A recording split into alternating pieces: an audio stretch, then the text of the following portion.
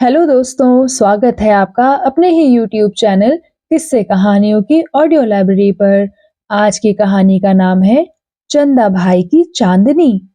अच्छा, इससे पहले कि हम कहानी की ओर आगे बढ़ें, मैं आशा करती हूँ आपने अभी तक इस चैनल को सब्सक्राइब कर लिया होगा और अगर नहीं किया है तो अभी कर लीजिए। अच्छा, तो शुरू करते हैं आज की कहानी। एक थे राम सिंह भाई और दूसरे थे चंदा भाई, दोनों ही जागीरदार। राम सिंह भाई गांव के मुखिया और 5-7 गांव के मालिक।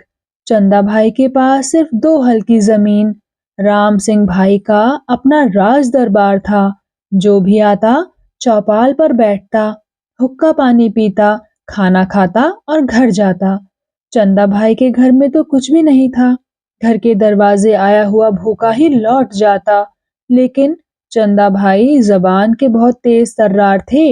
एक बढ़िया घोड़ी रखते थे, सफेद कपड़े पहनते थे और गांव में बैठकर गप्पे हांका करते थे।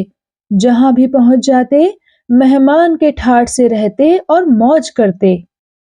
चंदा भाई ने राम सिंह भाई के साथ दोस्ती कर ली। राम सिंह भाई को भला कमी किस बात की थी। चंदा भाई राम सिंह भाई के घर साल में 2-3 महीने रहते, खाते पीते और चैन की बंसी बजाते।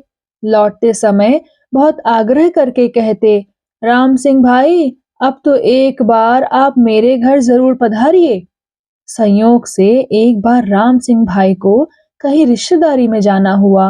रास्ते में चंदा भाई का गांव पड़ा। राम सिंह भाई ने सोचा, चंदा भाई बार बार आग्रह करके कहते रहते हैं, पर हम कभी इनके घर जाते ही नहीं। चलो, क्यों ना इस बार मैं इनका गढ़ भी देख लूं। राम सिंह भाई ने और उनके भतीजों ने अपनी घोड़ियां चंदा भाई के गांव की ओर मोड़ दी। किसी ने चंदा भाई को खबर दे दी। अब वह परेशान हो गए।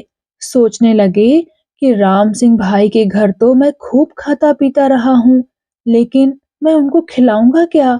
घर में तो चूहे डंड पेल रहे हैं। इतने में राम सिंह भाई की घोड़ी हिनहिनाई और राम सिंह भाई ने आवाज लगाई, चंदा भाई कहाँ है? बेचारे चंदा भाई क्या मुंह दिखाते।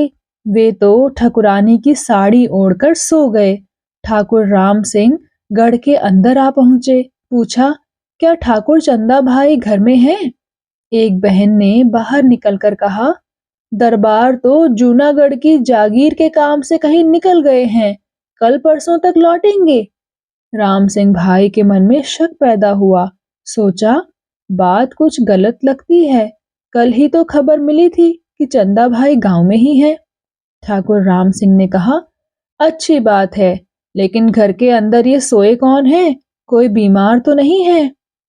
तो बहन बोली, ये तो जसोदा बुआ हैं, इनका सिर दुख रहा है इसलिए सोई हैं। ठाकुर राम सिंह ने सोचा, जसोदा बुआ के कुशल समाचार तो पूछ ही लें। घर में पहुंचकर उन्होंने साड़ी ऊपर उठाई और पूछा, क्यों बुआ जी, सिर क्यों दुख रहा है? तभी देखते क्या है कि बुआ जी की जगह वहां मूंछों वाले चंदा भाई लेटे पड़े हैं। उन्हें देखकर तो राम सिंह भाई दंग रह गए, खिसिया भी गए। उनके साथ एक चारण था, उससे रहा नहीं गया।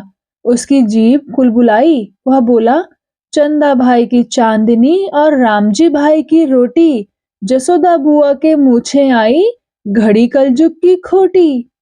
तो दोस्तों, कैसी लगी आपको ये कहानी? कृपया कमेंट सेक्शन में आकर जरूर बताइएगा। मैं मिलूंगी आपसे ऐसे ही किसी और कहानी के साथ। तब तक के लिए धन्यवाद।